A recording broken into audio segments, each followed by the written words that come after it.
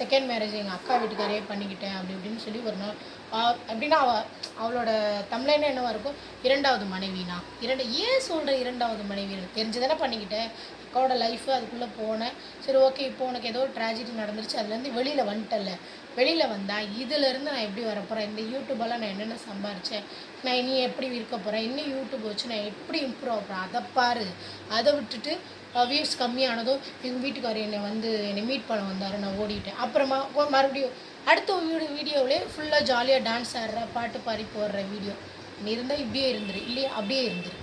இருக்கியா நல்லா ஓப்பனப்பாக பாட்டு பாடி டான்ஸ் ஆடி இருந்துட்டு போ, இல்லையா எப்பவும் ஹஸ்பண்டை பற்றி பேசிக்கிட்டு அப்படி இருந்துட்டு போ, இல்லையா ரெண்டுமே வேண்டாம், இதுதான் என் லைஃபு, இதை பண்ணுறேன் ப்ரமோஷன் அது கொடுங்க, அப்படி போயிடு, லைஃப்பை கொண்டு போயிடுங்க.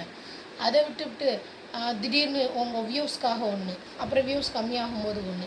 அப்புறம் நேற்று ஒரு இதை பார்த்தேன், ஜெயசுரதி